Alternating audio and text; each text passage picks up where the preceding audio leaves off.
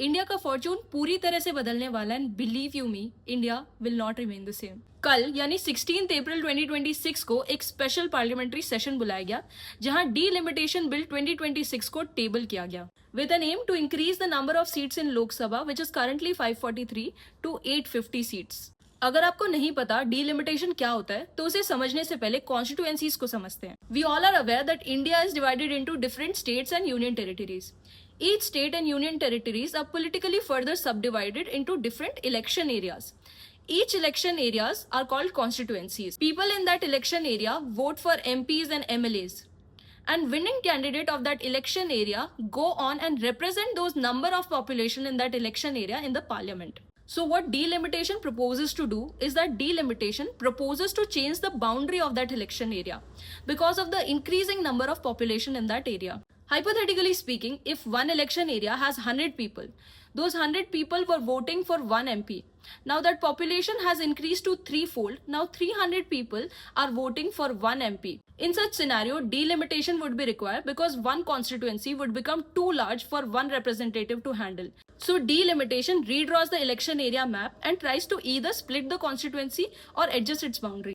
But before increasing the number of seats in Lok Sabha, let's examine what the Constitution of India speaks. Article 81 of the Constitution of India talks about the composition of House of People, जिसे हम लोक सभा भी कहते हैं.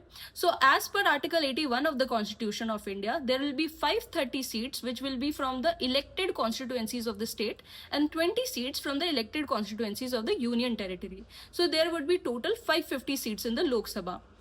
Somehow, currently the seats in the Lok Sabha are 543 because the provision of appointment of Anglo-Indian has been removed. So now there are 543 seats. Further, Article 82 of the Constitution of India talks about the readjustments in the seats of Lok Sabha. As per Article 82, हर census के बाद लोकसभा की seats में readjustment होगा in the manner determined by the parliament. 131st constitutional amendment bill के through Modi cabinet delimitation bill लेके आई है जो सीधा आर्टिकल 81 को ट्वीक करता है और कहता है कि अब लोकसभा की सीट 543 से बढ़ा के हम 850 करना चाहते हैं। इस कॉन्स्टिट्यूशनल अमेंडमेंट बिल के थ्रू मोदी सरकार एक और प्रोविजन लेके आई। अब तक article 82 of the constitution of India ये कहता है कि हर सेंसस के बाद लोकसभा की सीट में रीएलोकेशन और रीएडजस्टमेंट होगा। अब जो ये प्रोविजन लेके आई है वो ये कहता है कि लोकसभा की सीट में जो रीएलोकेशन या रीएडजस्टमेंट होगा वो किस सेंसस ईयर के डेटा के हिसाब से होगा, अब वो पार्लियामेंट डिसाइड करेगा। मतलब एक बार अगर ये डीलिमिटेशन बिल 2/3 मेजोरिटी से पास हो जाता है तो नेक्स्ट टाइम लोकसभा की सीट किस हिसाब से रीएलोकेट होगी या रीएडजस्ट होगी उसके लिए 2/3 मेजोरिटी की रिक्वायरमेंट नहीं है, वो सिंपल मेजोरिटी से भी हो सकता है। आज के टाइम पे जो लोकसभा की सीट एलोकेटेड है वो 1971 के सेंसस के टाइम की थी जब इंडिया की पॉपुलेशन अराउंड 55 करोड़ थी। 1976 में जब इंदिरा गांधी सरकार रूल कर रही थी तो उन्हें लगा कि हर स्टेट में डिफरेंट पॉपुलेशन होने के कारण प्रॉपर रिप्रेजेंटेशन नहीं हो पाएगा, इसलिए 42nd अमेंडमेंट एक्ट के थ्रू इंदिरा गांधी सरकार ने लोकसभा की सीट के एलोकेशन को 1971 के सेंसस डेटा के हिसाब से फ्रीज कर दिया टिल 2001 और हर स्टेट को इंस्ट्रक्ट किया कि जब तक हर स्टेट में यूनिफॉर्मिटी नहीं आएगी, एक बैलेंस नहीं रहेगा इन टर्म्स ऑफ पॉपुलेशन, एक फ्री एंड फेयर रिप्रेजेंटेशन भी नहीं हो पाएगा। Therefore each state was directed to control the population. साल 2001 में जब अटल बिहारी वाजपेयी सरकार थी तो उन्होंने रियलाइज किया कि पॉपुलेशन स्टेबल और कंट्रोल होने की बजाय कुछ कुछ स्टेट में पॉपुलेशन और बढ़ रही है, जिसके कारण उन्होंने डिसाइड किया कि लोकसभा की सीट का जो एलोकेशन है वो और 25 साल तक फ्रीज रहेगा till the population become stable and controlled. आज 2026 में जब ये फ्रीजिंग टाइमलाइन एक्सपायर होने वाली है, the current debate is how the seats in the Lok Sabha is going to be रीएलोकेटेड।